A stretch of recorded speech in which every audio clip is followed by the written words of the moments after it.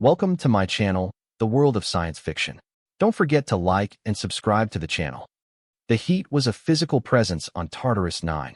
It seeped through the insulated walls of the geothermal facility, a constant, oppressive reminder of the planet's molten heart. Cale felt it in his bones, a deep weariness that had nothing to do with sleep and everything to do with the 10 years he had spent policing the dregs of the corporation's workforce on this forgotten rock. His uniform, a stiff, gray synthetic, was perpetually damp at the collar. The air, recycled a million times over, tasted of ozone and hot metal. It was the taste of survival, a flavor he had grown to despise. He walked his patrol route with the economy of motion that came from endless repetition. The corridors were sterile, lit by humming fluorescent strips that cast everything in a stark, clinical glare. His boots made soft, rhythmic sounds on the grated metal floor, a lonely percussion in the symphony of the deep earth drills. The drills were the reason they were all here, the reason this hellhole existed. They were giant, planet-piercing machines that screamed day and night, chasing a rare isotope that only formed under the impossible pressures near the planetary core. Profit was the only god the corporation recognized, and Tartarus 9 was its burning altar. Cale was a security warden, a title that sounded far grander than the reality. He was a guard, a glorified turnkey for miners who had signed their lives away on impossible contracts. He carried a standard-issue plasma sidearm on his hip and a data slate clipped to his belt. The slate detailed his shift, sectors Gamma through Epsilon, containment watch, personnel curfew enforcement. It was the same as yesterday and the day before that. A life measured in the silent, humming passage of recycled air. He had been a soldier once, in a war that no one remembered for a cause no one could articulate anymore. He had seen cities turn to glass and moons crack under orbital bombardment. Tartarus 9 was supposed to be his quiet end, a place to fade away, earning credits he had no intention of ever spending. But the quiet had curdled into a suffocating monotony, and the ghosts of his past were louder here than they had ever been on the battlefield. His route took him to Sector Epsilon, the deep-level research and containment wing. The air grew cooler here, the hum of the facility underscored by the thrum of powerful cryo-engines. This was where the corporation kept its oddities, its biological discoveries that were either too valuable or too dangerous to be anywhere else. His final duty for the shift was to stand watch over the newest acquisition, Specimen 734. The designation was cold, impersonal, just like the cell that housed it. The chamber was a cube of reinforced plasteel and transparent armorplus, kept at a temperature that frosted the observation window. Inside, bathed in a dim blue light, was the creature.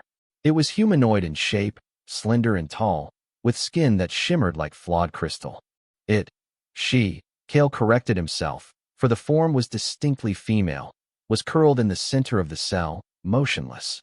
Her hair was a cascade of fine, white filaments that seemed to absorb the light, and her skin, from what he could see, was a pale, opalescent blue.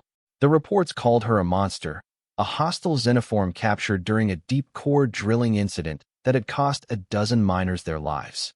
They said she was preternaturally strong, capable of generating intense, localized cold. To the corporation, she was a potential weapon or a biological cryo-engine, another resource to be analyzed, dissected, and exploited. To Cale, watching her silent stillness, she just looked lost. He stood his post, one hand resting on the grip of his sidearm, his eyes tracing the faint patterns on the frosted armorplus. He had seen monsters before, creatures of rage and instinct. This was not that. There was a grace to her stillness, a deep and abiding sorrow that he felt more than saw. It resonated with the hollow space in his own chest. For an hour, he simply watched, the silence broken only by the whisper of the ventilation and the distant groan of the planet. Then, the lights flickered. A low, guttural alarm began to sound, a priority alert from engineering. Power fluctuation. On Tartarus 9, that was a death sentence for the unprepared. The main lights in the corridor dimmed, replaced by the jarring pulse of red emergency strobes. On his slate, a notification flashed, non-essential systems diverting power. Life support in Containment Cell 734 was flagged as non-essential. Cale watched the temperature gauge for the cell begin to climb. The frost on the windows started to recede, turning to slick condensation. Inside, the creature stirred. She uncurled slowly, lifting her head. Her face was elegant, sculpted from something that looked like living pearl, and her eyes were large and dark, devoid of pupils. They fixed on him, and in them, he saw not aggression, but a dawning, desperate panic. Her crystalline skin began to flush with a sickly gray color. The heat was killing her. Protocol was clear. In the event of a system failure, assets were to be prioritized. A captured specimen was an acceptable loss. He was to hold his position and await instructions. Let it expire. He saw her press a hand against the transparent wall. A tremor ran through her body. It was not the violent thrashing of a beast, but the silent, desperate plea of a prisoner. The red lights painted his face, the alarm a frantic heartbeat in his ears. He thought of all the orders he had followed in his life, the cities he had helped burn, the people he had watched die because protocol demanded it. He thought of the gnawing emptiness that following those orders had left behind. He made a choice. With a curse that was lost in the wail of the alarm, Kale slammed his fist against the manual override panel next to the cell. A protective cover shattered. He keyed in his Warden command code and navigated the emergency submenus, his fingers flying across the touch-sensitive surface. He found the auxiliary power grid, the one reserved for blast doors and command center life support. He bypassed 3 security lockouts, ignoring the screaming warnings on the screen, and rerouted a trickle of energy to the cell's cryo unit. The effect was immediate. The deep thrum of the cooling system returned, and a fresh wave of cold vapor flooded the cell. The temperature gauge plummeted back into the blue. Through the clearing condensation, he saw her. She had slumped against the wall, her body trembling, the gray receding from her skin to be replaced by that healthy, pearlescent blue. Her dark eyes were still fixed on him, but the panic was gone. In its place was something else. A flicker of understanding, of recognition. His data slate chirped, a sound far more menacing than the facility-wide alarm. It was a direct summons. Warden Score, the facility commander. The alert for his unauthorized power diversion had gone straight to the top. They knew what he had done. He had broken protocol. He had acted on a flicker of something he had thought long dead inside him. And now, the consequences were coming. The sterile, predictable rhythm of his life on Tartarus 9 had just been shattered. The alarms ceased their frantic cry, replaced by the authoritative, amplified voice of Warden Score echoing through the corridor. Security lockdown in Sector Epsilon. Warden Kale, identify and surrender your weapon. I repeat, surrender your weapon. The voice was cold, clipped, and held the absolute certainty of a man who was never disobeyed. Heavy footsteps followed, the distinctive clang of magnetic boots on the grated floor. 2 security teams, at least 8 men, clad in the heavier shelled armor of the response unit. And leading them, Kale knew, would be Officer Valerius, Score's zealous right hand. Valerius, a man who saw rules as religion and Kale's weary cynicism as a personal insult. Kale did not reach for his weapon. He knew how this would end. A tribunal, a summary judgment, and a one-way trip to the deepest, hottest mining shaft. He had signed his own death warrant for a creature he did not know, for a reason he could not fully explain even to himself. He simply stood his ground, watching the approaching lights of the armored team. Then, a sound from behind him. A sharp crack, like ice fracturing under immense pressure. He turned. The creature, Lyra, a name that surfaced in his mind from some forgotten myth, was on her feet. Her hands were pressed flat against the armorplas of her cell. Where her palms touched the transparent wall, intricate patterns of frost were spreading with impossible speed, a web of crystalline energy. Step away from the asset, Kale. Valerius's voice snarled as he and his squad rounded the corner, rifles leveled. Valerius had a cruel, narrow face and eyes that glittered with malice. He smiled, a thin, predatory slash. You just made the last mistake of your miserable life. Before Kale could respond, before Valerius could give the order to fire, the armorpla's wall imploded. Not with a bang, but with a deep, resonant hum that vibrated through the floor. It did not shatter into pieces. It simply dissolved into a cloud of glittering dust, collapsing inward as if its molecular structure had been utterly undone. A wave of intense, biting cold rolled out of the cell, so potent it flash froze the condensation in the air. Lyra stepped out of the ruined cell. The blue light from her former prison clung to her, making her crystalline skin glow with an ethereal luminescence. She was taller than he had realized, moving with a fluid grace that was both beautiful and unnerving. The response team froze for a half-second, stunned by the impossible sight. That half-second was all Kale needed. He acted on instinct honed by years of combat. He lunged, not towards the guards, but towards Lyra, grabbing her arm. "This way," he yelled, pulling her down the corridor away from the stunned soldiers. Her skin was cold to the touch, smooth and hard like polished stone. Plasma bolts shrieked past them, superheating the air and leaving scorch marks on the walls. Lyra moved with him, her initial disorientation replaced by a focused, feral intensity. They were a strange pair, the weary soldier in his gray uniform and the glowing alien creature, fleeing together into the metallic guts of the facility. "Seal the corridor," Valerius bellowed, his voice filled with fury. Heavy blast doors began to descend ahead of them. Kale knew the layout of these sectors better than anyone. He veered sharply, pulling Lyra through a maintenance hatch he wrenched open with a grunt. They plunged into the narrow, dimly lit service tunnels that honeycombed the station. The air was thick with the smell of grease and hot wiring. They ran. The tunnels were a maze, but it was a maze Kale had walked 1,000 times on lonely patrols. He led them deeper, downward, towards the older, less monitored levels of the facility. Behind them, he could hear the clang of the pursuit team entering the tunnels, their shouted commands echoing in the enclosed space. They were forced into a junction where the tunnel widened into a small maintenance node. A security drone, a spider-like construct with a mounted plasma repeater, dropped from the ceiling, its optical sensors glowing a malevolent red. It opened fire, spitting bolts of energy that ricocheted wildly in the tight confines. Kale shoved Lyra behind a thick power conduit, raising his own sidearm. He fired 3 precise shots, one for each of the drone's primary optical sensors. The machine staggered, firing blindly. One of its wild shots went wide, striking a steam pipe overhead. The pipe ruptured, spewing scalding vapor into the node. Another bolt from the flailing drone came straight for them. There was no time to move. Kale threw himself in front of Lyra, his body shielding hers. The plasma bolt struck his armored shoulder pauldron, but the energy was too much for the cheap composite. It melted through, searing into the flesh of his upper arm.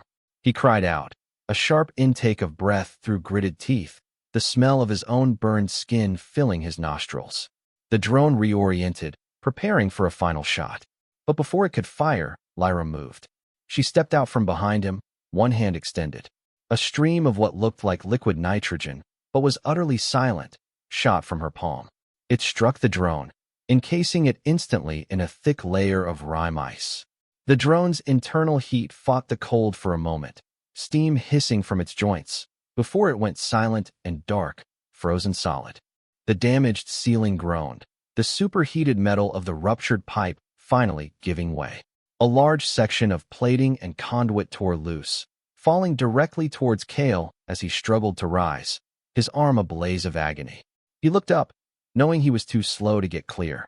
Lyra's other hand swept upward. The falling debris stopped, inches from his head, held in a stasis of absolute cold. Every piece was coated in a thick, white frost, frozen in midair. She held it there for a second, her expression one of intense concentration. Then with a flick of her wrist, she sent the frozen mass crashing into the far wall, away from them. He stared at her, breathing heavily, the pain in his arm a dull, throbbing drumbeat. She looked back at him, her dark, endless eyes moving from his face to his ruined shoulder. She had saved him. He had saved her. In the space of a few chaotic minutes, a pact had been forged in plasma fire and impossible cold. They were no longer guard and prisoner. They were allies. He staggered to his feet, cradling his injured arm. "We have to keep moving," he managed, his voice strained. "Surface access. It's our only chance," she gave a slight, almost imperceptible nod. She understood. Without another word, he led the way, deeper into the darkness, the sounds of their pursuers growing fainter behind them. The journey to the surface was a grueling ascent through the forgotten layers of the facility. They navigated catwalks over roaring geothermal vents and squeezed through coolant ducts slick with foul-smelling condensation. Kale's arm throbbed with a fiery pain, and a feverish sweat beaded on his brow. But he pushed onward, driven by the primal need to escape the closing net. Lyra followed in silence, her otherworldly senses seeming to guide her through the darkest passages, her steps unnaturally quiet on the metal grating. Finally, after what felt like an eternity, he found it. An old emergency airlock leading to a surface access shaft, one that had been decommissioned for years. The control panel was dead, but Cale knew the manual overrides. With his good arm, he strained against the heavy release wheel, muscles cording in his neck. With a final, groaning shriek of tortured metal, the inner door opened. The outer door cycled open onto a blast of wind that tore at their clothes and filled the airlock with fine, black grit. They stepped out onto the surface of Tartarus 9, and Cale felt the full, raw fury of the planet for the first time without the filter of reinforced viewports. The sky was a bruised purple, choked with thick, swirling clouds of volcanic ash. The sun was a pale, sickly disk, its light barely penetrating the gloom. The landscape was a nightmare of fractured rock and jagged obsidian fields, crisscrossed by glowing rivers of slow-moving lava that painted the underside of the ash clouds with a hellish, orange light. The wind howled, a ceaseless, mournful cry, carrying the sting of sulfur and the fine, abrasive dust that got into everything. They were exposed, vulnerable, but they were free of the sterile, suffocating confines of the facility. Cale took a deep, rasping breath of the toxic air, his rebreather mask filtering out the worst of it. Lyra stood beside him, her head tilted back, her dark eyes scanning the roiling sky. The wind whipped her white, filament-like hair around her face, but she seemed unbothered by the cold, biting gusts. To her, this hostile world was home. They traveled for hours, putting as much distance as they could between themselves and the facility. The terrain was treacherous, forcing them to climb over razor-sharp ridges of cooled magma and navigate fields of unstable, crumbling shale. Cale's training kept him moving, but the pain and the exhaustion were taking their toll. Lyra, by contrast, seemed to draw strength from the harsh environment. She moved with an effortless agility, her bare feet finding purchase on surfaces that would have shredded his standard-issue boots. As the dim light of the sun began to fade completely, they found shelter in a shallow cave carved into the side of a rock formation by centuries of acidic wind. Inside, shielded from the gale, the silence was profound. Cale slumped against the rock wall, his body screaming in protest. He fumbled in his utility pouch and produced a small medkit. "I need to see to this," he grunted, gesturing to his burned arm. He carefully cut away the scorched fabric of his uniform. The wound was ugly, a blistering red and black crater of flesh that smelled of cooked meat. The plasma burn was deep. Lyra watched him, her expression unreadable. As he began to apply a spray of antiseptic sealant, a wave of dizziness washed over him. His vision swam, the cave walls seeming to warp and twist. He had lost more blood than he thought. The infection was already setting in. She moved closer. Hesitantly, she reached out and placed her hand on his forehead. Her touch was shockingly cold, a stark contrast to the fire raging in his veins. The cold was not just a lack of heat. It was an active, penetrating force, leaching the fever from his body.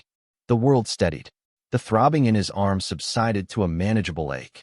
He looked at her, astonished. She held his gaze, and then, for the first time, she communicated. It was not with words. An image flooded his mind, clear and vivid. He saw a world not of rock and fire, but of immense, crystalline caverns deep beneath the planet's surface. He saw beings like her, their bodies glowing with a soft, internal light, moving through forests of colossal, light-emitting crystals. He saw them tending to a vast, pulsating sphere of energy at the planet's core, their touch soothing its violent energies, keeping it in a delicate, stable balance. They were not monsters. They were gardeners. Caretakers. Then the vision soured. He saw the corporate drills, like monstrous metal worms, tearing through their sacred spaces, shattering the crystals, killing her people. He saw the core's energy fluctuating wildly, the planet's heartbeat growing erratic and violent. He felt their collective pain, their terror, and their grief. He understood. The corporation was not just mining a planet, it was murdering it. Warden Score wasn't just drilling for an isotope. He was deliberately pushing the core to a critical state. The isotope they sought was a byproduct of planetary decay, forming only in the moments before a catastrophic collapse. Score was going to kill Tartarus 9 and everyone on it for one last, massive payout. The vision faded, leaving Kale breathless, the truth of it settling in his gut like a block of ice. He looked at Lyra, at the profound sorrow in her eyes. He finally understood what he was a part of. He was a guard in a tomb, an unwitting accomplice to deicide. He finished dressing his wound, his movements slow and deliberate. The pain was still there, but it was distant now, overshadowed by the enormity of her revelation. He saw a wound on her side, a dark scorch mark against her pale, crystalline skin, where a plasma bolt had grazed her during their escape. "Let me," he said, his voice quiet. He reached out with the antiseptic sealant. She did not flinch. He gently cleaned the wound, seeing up close the intricate, almost geological structure of her flesh. It was like tending to a living statue. When he was done, he sat back, the medkit resting between them. Acting on an impulse, he pulled off the tattered remains of his uniform tunic, baring his torso. The dim light of the cave fell upon a roadmap of scar tissue that covered his chest and back. Jagged lines from shrapnel, puckered circles from old projectile wounds, and the slick, melted-looking skin of a chemical burn from a war fought in another lifetime. He did not need to send her a vision. She simply looked, and he felt her understanding. She saw the pain he had endured, the violence that had been carved into his body. She saw the reflection of her own people suffering in the scars of a single, broken human. In the howling wilderness of a dying world, two survivors, one of flesh and one of crystal, sat in silence, their shared wounds a testament to the cruelty of others. Their bond, forged in escape and mutual protection, was now tempered by a shared understanding of pain. And in that desolate cave, Kale's fight for survival became something more. It became a fight for redemption. The gray dawn brought no relief, only a fresh wave of wind that carried the distant, rhythmic thumping of rotor blades. Kale was on his feet instantly, pulling Lyra deeper into the shadows of the cave. He peered out from behind a rock outcropping. On the horizon, two assault shuttles were sweeping low over the landscape, their searchlights cutting through the ashen gloom. "They're hunting us," he said, the words a harsh whisper. Valerius, Lyra touched his mind, a flash of an image. Valerius's cruel, smiling face. A feeling of pure, cold hatred accompanied it. She knew her enemy. They were forced to move, abandoning the relative safety of the cave. They spent the day playing a deadly game of cat and mouse with the hunter-killer teams Valerius had deployed. They used the treacherous terrain to their advantage, slipping through narrow canyons and hiding in lava tubes where the shuttle's sensors could not penetrate. Kale's tactical knowledge, born from a dozen dirty wars, was all that kept them alive. He anticipated their search patterns, laid false trails, and chose paths that were nearly impassable. Lyra was his shadow, her power a hidden weapon. More than once, when a ground patrol got too close, she would bleed the heat from the surrounding rocks, creating pockets of extreme cold that scrambled their thermal imagers and allowed them to slip away undetected. She was a ghost in the machine, a force of nature that their technology was not equipped to handle. During a brief respite, crouched in the lee of a massive basalt spire, Kale managed to hotwire his damaged data slate to a discarded corporate survey marker. He bypassed the local network security, his fingers dancing over the cracked screen, and plunged into the facility's internal comms chatter. What he found confirmed his worst fears. The deep core drill was running at 150% capacity, far beyond any sane safety limit. Core instability readings were critical, flashing red across every engineering schematic he could access. The entire planet was a time bomb, and the countdown was being measured in hours. He also found Score's private evacuation plan. A single, long-range vessel, the Stellara Vindicator, was being prepped for launch from a private landing pad. The manifest listed Score, his senior command staff, Valerius, and a cargo hold filled with the refined isotope. There was no provision for the thousands of other personnel on the planet. They were being left to die. "He's going to blow the whole planet to cover his tracks," Kale breathed, the words tasting like ash. A direct assault was suicide. They were two fugitives against a private army. It was an unwinnable war. He showed the data to Lyra, not with the slate, but by focusing his thoughts, projecting his horror and despair. She received it, her crystalline face a mask of grim resolve. Then, she showed him the alternative. Not a plan for victory, but a plan for salvation. Her vision flooded his mind again. This time he saw the heart chamber, the central nexus of geothermal energy she had shown him before. It was directly beneath the main facility, the very point where the corporate drill was doing the most damage. She showed him one of her people, long ago, merging with the chamber's energy. The Cryon's body dissolved into light and cold, becoming one with the planet's core, their consciousness expanding to become its regulating will. It was the ultimate act of symbiosis, a sacrifice to ensure the life of the world. Then, she showed him herself, weak and wounded from her capture. She showed herself attempting the ritual, but her energy was insufficient. The connection would fail, and the core's collapse would only accelerate. Her people were too few now, too weakened by the drill's relentless assault, to perform the ritual alone. A new image appeared, stark and terrifying. A human, a being of heat and fire, a creature of a different biology, a different energy. She showed this human standing with her at the edge of the heart chamber. The human would not be the one to merge, but would act as a conduit, a catalyst. Their biological energy, so alien to the planet's core, would bridge the gap, amplifying her own power and allowing her to successfully bond with the core. But the vision was clear about the cost. The raw, untamed energies of the planet, channeled through a human body, would be utterly consuming. It was not a process a human could survive. It was annihilation, total dissolution of self. The vision ended. They were left in the howling wind, the terrible choice hanging between them in the cold, gray air. Save a world, but cease to exist. Kale stared at his hands, calloused and scarred from a life of holding weapons and following orders. He had fought for corporations, for factions, for governments. All of it had been for nothing, just a shuffling of power from one tyrant to another. His life had been spent in the service of death and destruction. What would his death be for? To die in a forgotten cave on a doomed planet, hunted by a man like Valerius? Or to be unmade in an act of creation, to give his empty life a meaning it had never possessed? He looked at Lyra. He saw her world, her people, the profound, quiet beauty of the life they were trying to preserve.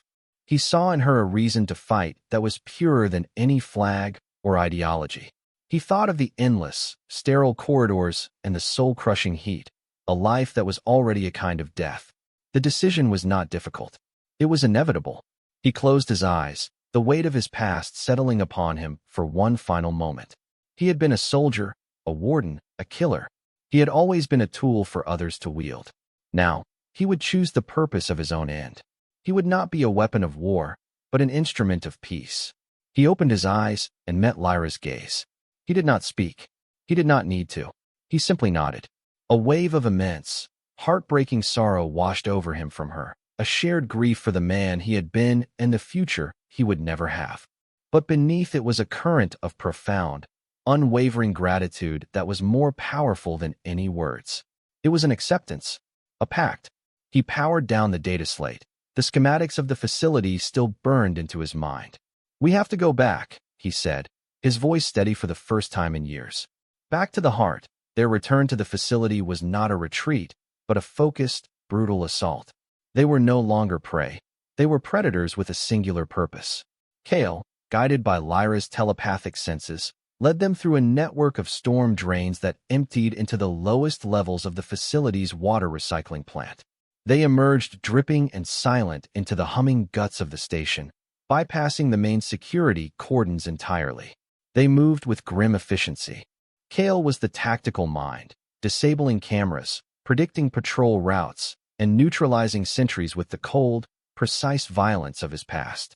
He used his knowledge of the station's architecture to their advantage, creating diversions in one sector to draw forces away from their path in another. He was a ghost in the system he had once guarded. Lyra was the force, a silent, walking embodiment of the planet's wrath.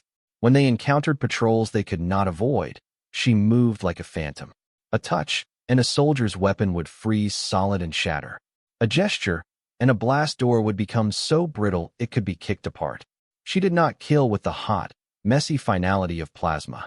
She simply ended threats with a clean, absolute cold, leaving behind statues of frosted armor and stunned silence. Their target was the main drill control center, a massive chamber built on a reinforced gantry overlooking the primary shaft, a gaping maw that descended miles into the planet's crust. It was from there that they could access the maintenance elevator to the heart chamber at the shaft's base. It was also, Kale knew, where Warden Score would be making his last stand before fleeing. As they neared the control center, Kale found a comms panel.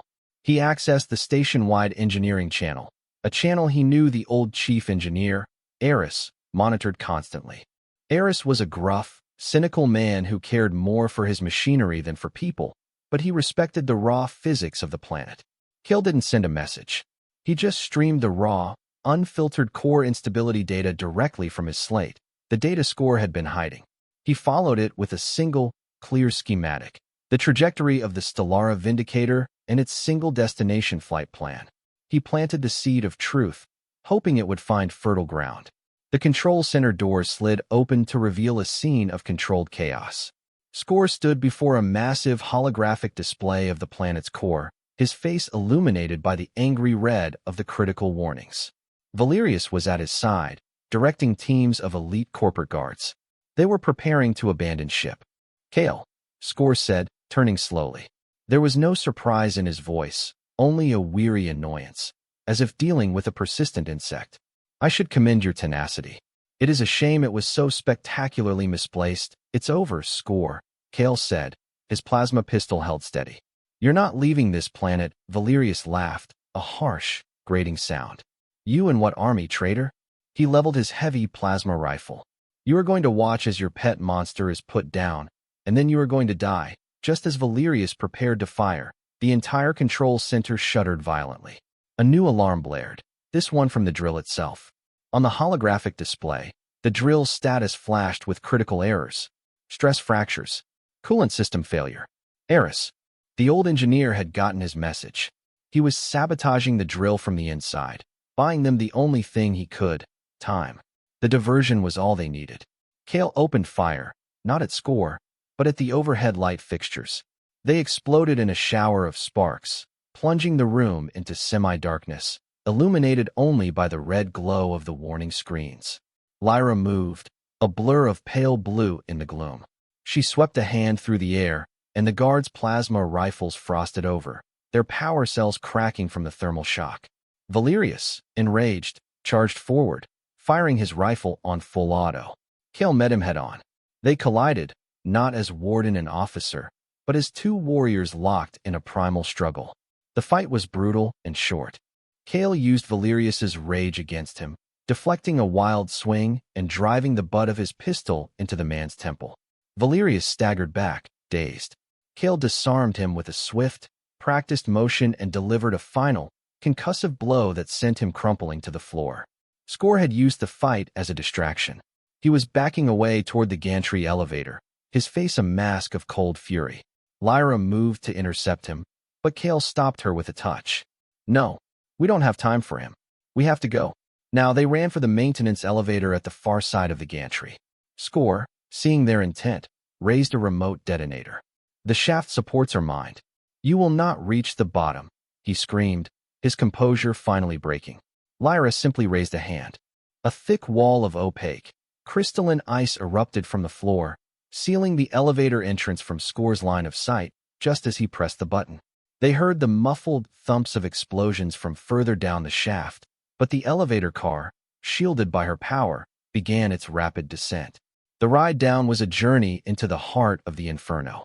The air grew thick and hot, and the roar of the planet's core was a deafening, physical force that vibrated through the metal cage of the elevator. They passed ruptured power lines that spat arcs of blue energy and saw sections of the shaft wall glowing cherry red. The elevator shuddered to a halt at the bottom. The doors opened onto a cavern of impossible scale. This was the heart chamber.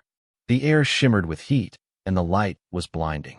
In the center of the chamber was a swirling vortex of pure energy, a miniature sun of white-hot plasma and raw geothermal power. It was beautiful and terrifying, the lifeblood of Tartarus 9. They walked to the edge of the precipice overlooking the vortex. The heat was so intense it should have incinerated them instantly, but Lyra projected an aura of cold around them, a fragile bubble of safety in the face of annihilation. "I'm ready," Kale said, his voice barely a whisper against the roar. She turned to him, her dark eyes filled with a universe of sorrow. She placed her cold hand in his. There was no vision this time, only a feeling of a promise kept, of a debt repaid, a feeling of peace. From a gantry high above, a single plasma bolt shot down. It struck the rock near their feet. Score had found another way down. He stood there, a tiny, silhouetted figure of impotent rage, firing his sidearm wildly. Lyra did not even look at him. She raised her free hand, and a shield of ice, impossibly solid even in this heat, formed above them, deflecting his shots. Her focus was entirely on Kale. "Now," he urged. She nodded. She closed her eyes, and her energy began to flow into him. It was not the gentle, healing cold from the cave. It was the cold of the void, a fundamental power that felt like it was unwriting his existence atom by atom. At the same time, the raw energy of the core surged up to meet them, a wave of unimaginable heat. He was caught between two absolutes. The pain was beyond description. He felt his flesh being burned away and flash frozen simultaneously. His bones felt like they were turning to dust and to diamond. His consciousness, his very sense of self, was being torn apart, shredded into a million pieces. He screamed, a raw, soundless cry that was swallowed by the roar of the core. But through the agony, he felt her. Her mind was intertwined with his, a steady, calming presence in the storm. She was guiding the energy, using his body as the focal point. He was no longer just Kale. He was becoming a conduit, a bridge between flesh and crystal, between heat and cold. His vision dissolved into a field of pure white light. He felt his memories, his regrets, his name, all of it burning away like chaff in a furnace, leaving behind only a core of pure intent. To protect, to preserve, to balance. His transformation, his sacrifice, was complete. A wave of energy, neither hot nor cold, but something else entirely, erupted from the chamber. It was not a violent explosion, but a gentle, silent pulse of pure, stabilizing power. It washed upward through the drill shaft, a tide of tranquility. In the control center above, the screaming alarms went silent, one by one. The angry red warnings on the holographic display faded, replaced by a steady, rhythmic green. The violent tremors that had been shaking the facility to its foundations ceased. A profound, unnatural quiet fell over the entire station. On the gantry, Warden Score stared at his console, his face a picture of disbelief. The core readings, once a chaotic spike of imminent collapse, were now a perfect, gentle sine wave.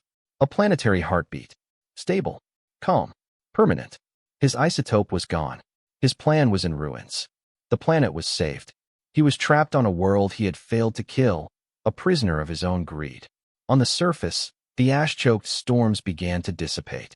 The howling wind softened to a whisper. For the first time in centuries, a sliver of the true, unfiltered starlight of the system broke through the clouds, casting a single, pure beam onto the scarred and broken land. The war for Tartarus 9 was over.